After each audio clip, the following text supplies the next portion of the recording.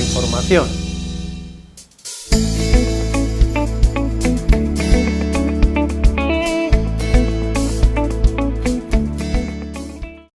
El gobierno de Estados Unidos asfixia la economía de Cuba para generar una explosión social. A la vez, financia activistas y medios disidentes para que conviertan descontento en movilización social, que a su vez provoque una respuesta represiva del Estado cubano. Pero qué curioso, la explosión social, la movilización y la represión más brutal no se producen en Cuba, sino en los países con gobiernos aliados de Estados Unidos: Ecuador, Haití, Chile y ahora Colombia. Cerca de 50 muertes y cientos de desapariciones es el saldo provisional de la represión en las 2 primeras semanas de protestas contra la política neoliberal del gobierno de Iván Duque. Pero agencias internacionales como la española EFE prefieren cargar las tintas sobre las violentas manifestaciones, las turbas que incendian estaciones policiales o los bloqueos de alimentos y combustible. Una línea compartida con la prensa colombiana. La revista Semana, que hace 4 años titulaba en portada Venezuela, explosión social, y aseguraba que el régimen de Maduro estaba contra las cuerdas, ahora nos dice que Colombia está bajo amenaza por una ola inédita de terrorismo urbano que pone en peligro la democracia y las instituciones. El canal Caracol también inflaba los saqueos para tapar la represión y nos ofrecía la siguiente perla racista: ciudadanos e indígenas se enfrentaron en Cali. Israel y Hamás intensifican sus ataques en la peor crisis desde 2014. Es un titular del diario español El País, calcado por Televisión Española.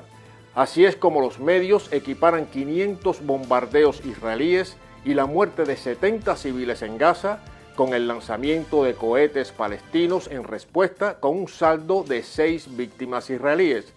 Para la cadena SER es una espiral de violencia entre Israel y los territorios palestinos. Una tensa escalada entre Israel y Hamás, según el diario La Vanguardia.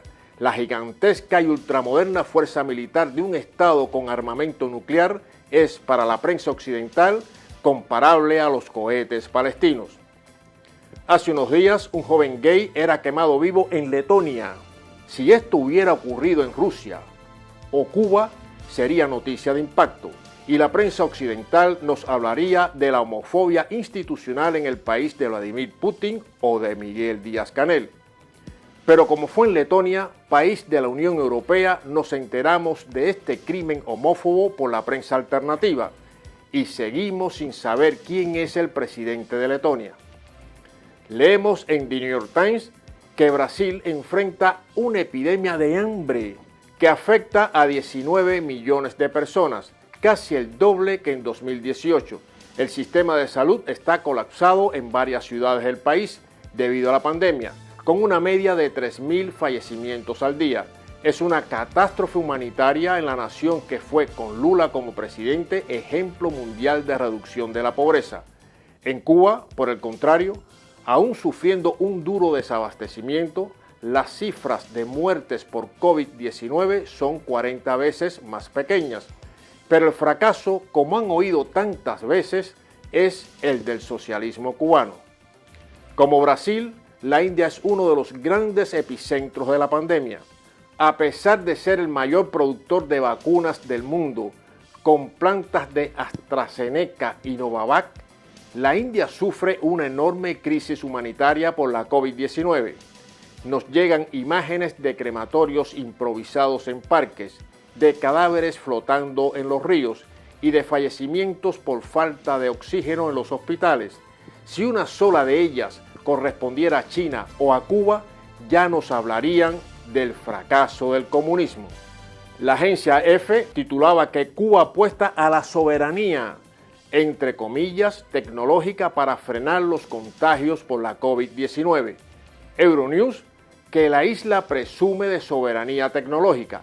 Ironías para reforzar el mensaje mediático ya instalado de un cierto nacionalismo caprichoso del gobierno cubano.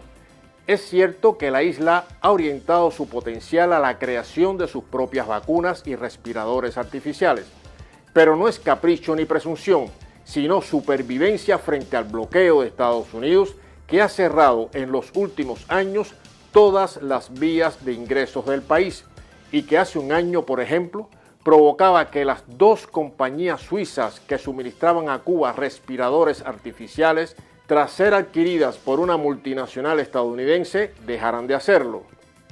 Lástima que de esto no se acuerden ni EFE ni Euronews. Por cierto, en todo este contexto internacional, el diario español ABC llevaba a portada la situación de Colombia, de Palestina, de Brasil, de la India. No, a que lo han adivinado, de Venezuela.